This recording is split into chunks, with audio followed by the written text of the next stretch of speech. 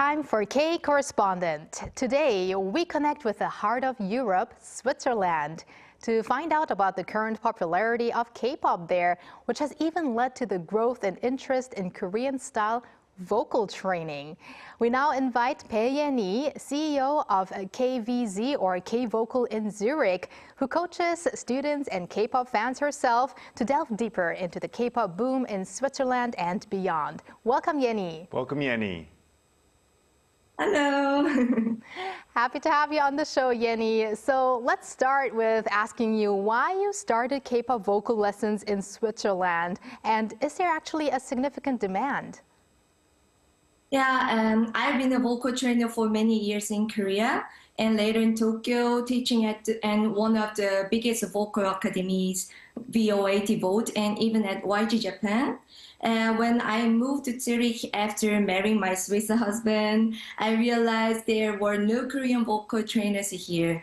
So I decided to start my own school. And I officially opened in the summer of 2023. Since then, inquiries have steadily grown and more students are joining. So yes, the demand is definitely increasing.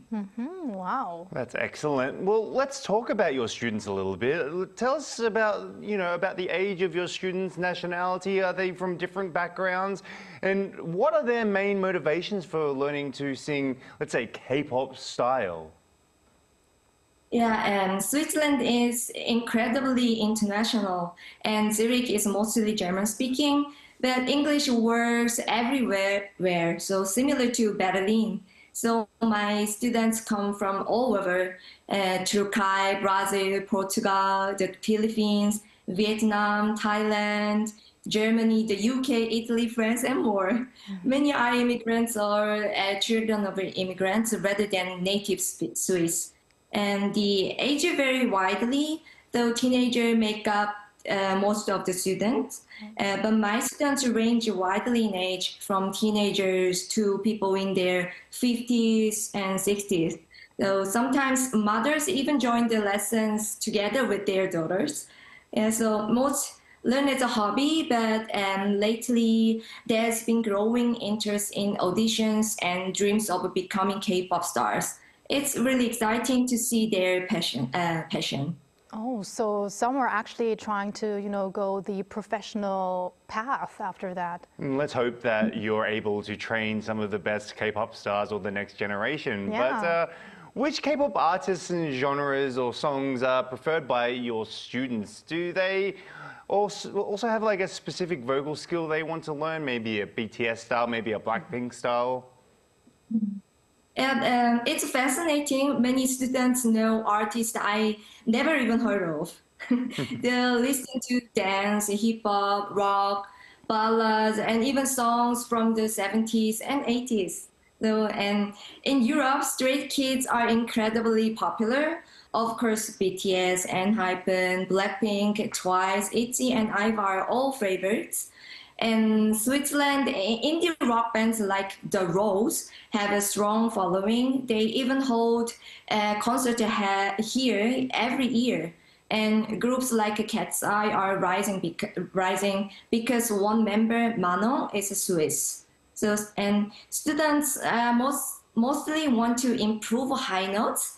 And singing in Korean also motivates them to learn correct pronunciation and how to express the nuance in their lyrics. Yeni, speaking of pronunciation, for foreigners, Korean pronunciation can be very difficult. Or maybe is it less of an issue when you sing compared to speaking? So how do you instruct them when singing Korean lyrics? Students usually start with the Romanized lyrics. Interestingly, modern K-pop often has English like a Korean pronunciation, or sometimes fully English lyrics, which lowers the barrier for foreigners. From my experience, Japanese students struggled a bit more about pronunciation because Japanese has fewer vowel sounds and no final consonant. But Swiss students who speak German, French, Italian, or Romanish already have diverse pronunciation skills. So German speakers in particular are very accurate with the Korean sounds. So yes, Korean pronunciation can definitely be challenging for foreign students. So there are a few habits I have to then correct. For example, with the words that end in a final consonant like 다섯, meaning 다섯. Yeah, many students tend to say 다섯. So yeah, adding an extra T sound at the end. So I work on removing that habit. And when it comes to singing, vowels are very important, but because Korean has many final consonants, students often attach the final sound too quickly, and that can disrupt the rhythm of the song. So I guide them to lengthen the vowel first and then let the final consonant come in naturally at the end. For instance, instead of singing so very abruptly, like or that I teach them to stretch it out a bit more like a so it flows better in the melody. So for example, or like that. Wow. Very meticulous process that you're going through there when it comes to pronunciation. But I have to say, sometimes I'm very surprised when I see K-pop fans singing at a concert and they know all the lyrics and it really sounds Korean. Maybe it's because they do it as a daechang, which means when all the fans sing together. But yeah, I think maybe when you sing, the diction sounds a little more authentic than when you speak, maybe. So yeah, I think it's very interesting. But now I'd like to know, do you actually also showcase your students' results? I mean, do you do some cover dances or performances, or you participate in any events?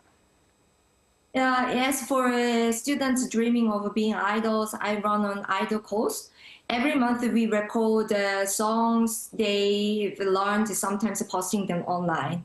And recently I had auditions, selected students, trained them, and filmed the cover dance music video. So, and also on November 15th, me and my student performed 5 songs at an event hosted by the Korean Association in Zürich, supported by the Office for Korean Abroad. So we even sang Blackpink Rose's 아파트 with the local Korean community. And yeah, Zurich doesn't have a very active entertainment scene, so these opportunities are rare and precious for us.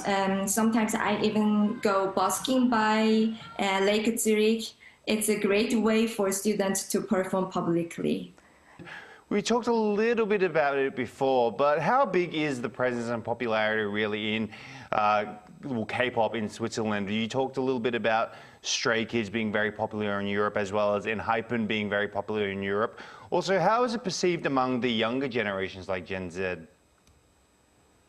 Yeah, compared to neighboring countries like France, Germany, or the UK, K-pop is still relatively niche here. But everyone knows Korea and they know K-pop is Korean. So Switzerland tends to be more conservative, so trends arrive slowly. But I expect the next 5 years to be much more active. And for young people, K-pop is seen as a trendy, fun, cool, and something they want to try for themselves. It's really inspiring to see their excitement. Even though you say Switzerland is more of a conservative country, what do you think are the factors that are driving the K-pop boom in Switzerland? Dance content has played a major role, but it's more than just music. K-beauty, Korean food, K-fashion, and K-dramas are also drawing interest. Fans who start with K-pop often explore broader Korean culture, and many even travel to Korea. In a way, K-pop opened the door to Korea as a whole cultural experience. And Yeni, how do you see the future of the K-pop market in Switzerland? Will this boom continue? And also, are there any differences compared to neighboring countries in Europe? Yeah, K-pop is still a subculture in Europe. Early on in it was mostly popular among immigrants or non-native Swiss students. But since I started 2 years ago, I've seen more native Swiss and even parents of teenagers showing interest. And also compared to other European countries, Switzerland has very few entertainment options. There's only one karaoke in Zürich, no vocal academies like in Korea or the other country, and public singing or dancing is rare. The culture can feel reserved at first, but everyone has an inner desire for self-expression, and K-pop helps bring that out. I'm confident that interest in K-pop and Korean culture will continue to grow. Yeni, now finally, you're making us very curious about your vocal lessons. So would it be possible to teach us a line or two, very briefly, of a popular K-pop song right now? Yeah, sure. Let's try a line from the pop by the K-pop Demon Hunters. Oh, okay. So please repeat after me. Okay. Oh, okay. I'm getting nervous. 지금 당장 날 봐 시간 없잖아. I'll leave that up to you. So. 지금 당장 날 봐 시간 없잖아. 넌 내 거야 이미 알고 있잖아. 넌 내 거야, Walter? 넌 내 could 거야. I'm too shy right now. I think my voice is too 이미 low. 알고 있잖아. Bravo! All right, thank you very much, Yeni, for that. And we hope we have many more K-pop fans to learn how to sing to their favorite star songs through your instruction. And yeah, thank you. Keep in touch. Thank you so much, Yeni. Thank you for having me. And thank you, Walter. Maybe next time Maybe going to time. show us some of your singing. Maybe when I've warmed up more. All right. Thank you. And see you next time, Walter. See you next time.